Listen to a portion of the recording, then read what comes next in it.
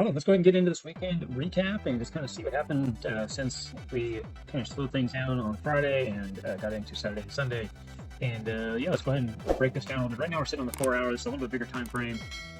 We're end of Sunday night, so last week's candle closed. So yeah, if I go down to that, this was last week's candle. We just opened this candle, so you can see on the current candle we have 6 days, 23 hours left. So we're really just fresh on this candle as of right now. This candle over here had a high of 116,600 and a low of all the way down to 110,566. So there's a lot of over $6,000 worth of movement in this week.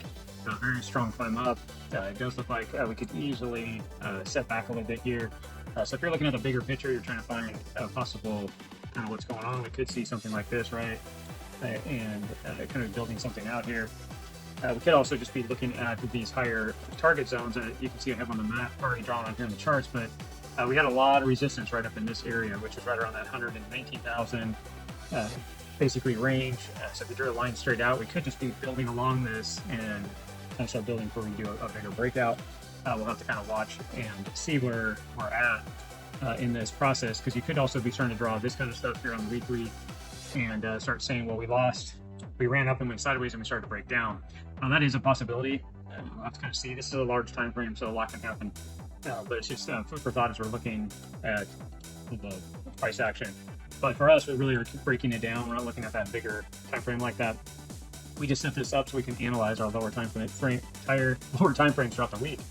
And let me go back into the 4 hour. You can see that this is the fixed range volume profile tool that's sitting on that last week's candle. And as of right now, we have major support in these key levels. So you have it right up here. This is the weekly breakout trigger that I'm watching. This is the volume area high from last week. Here's the point of control.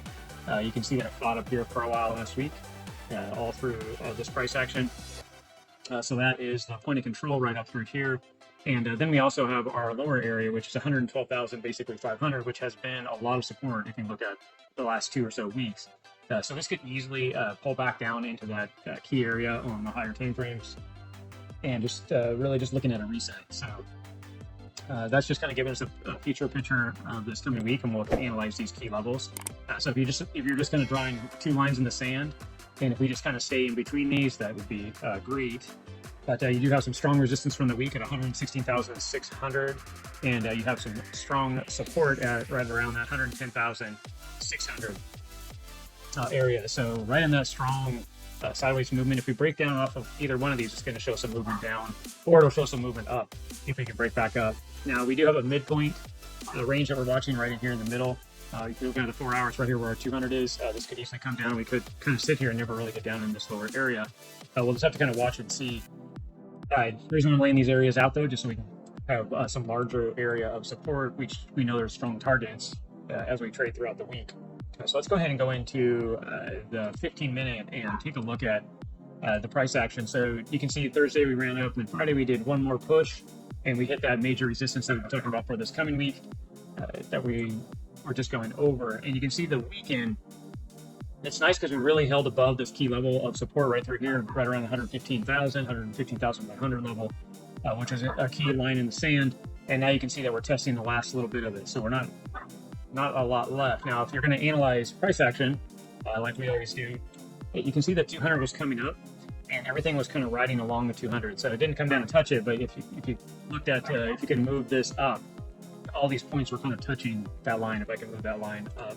So basically, if I trace my line here, my 200, and then I moved it up, you can see price action was kind of moving along that. And then right here, it broke through and started to fall down. And you can see the 200 now is starting to come up, and now it's capping back over, which is a bearish sign for this to go ahead and run down. You can see this area getting tight and losing all key levels of support on the 200. You had your original support up here on Friday, and if we're looking for this to go more bullish, we'd had to get back above these key levels and show that we were going to push back up and take out this area, which you'd already expect that to happen. So now it looks like we're going to go down and get some lower areas test the lower areas of support first before we start to rebuild and head back up. I would be real careful on taking too long shorts. Really, depending on how you're trading, don't get too aggressive because like I was showing you earlier, there is some key lines in the sand, which is 112,500 and then also that 13,500 have been strong support already for us. So we'll just have to kind of play it by ear. Watch those levels as key takeaways to take profits from. So let's go ahead and analyze down into the 5-minute and see if we can find some better information. You can see this is also the same thing, right? The 200 came up and then it started to trade and get tight through here. It never really gave us anything. This is what the weekend typically is like. That's why a lot of times you hear a lot of people don't trade on the weekends, especially people that are consider themselves professional traders.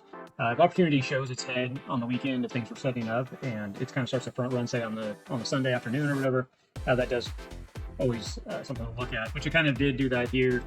Here Sunday morning, it started to run down. It did come back up pretty strong and test the last little bit, and now we're running on down, and now we're starting to get down into these lower areas.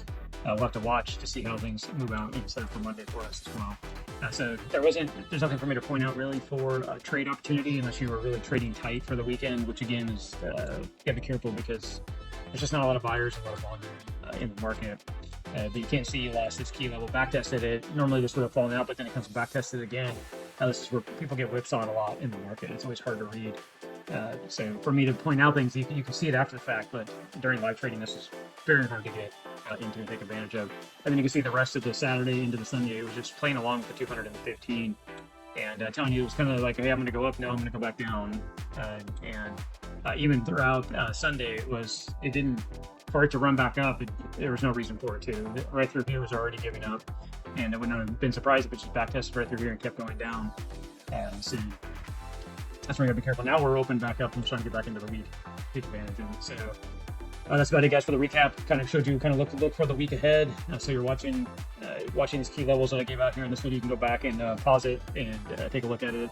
I can go out to the longer time frame now. I do have the key levels here, the green level and the purple level. This is your breakdown trigger, and this is your breakout trigger. And then really, if we trade in the middle, our main line in the stand is these midpoints and this volume area low, which is a key support here, about 112,500, like I was saying. So go ahead and keep your eyes on those key levels as you're trading throughout this week. And then from there, we'll continue to do recaps, and we'll watch price action with you.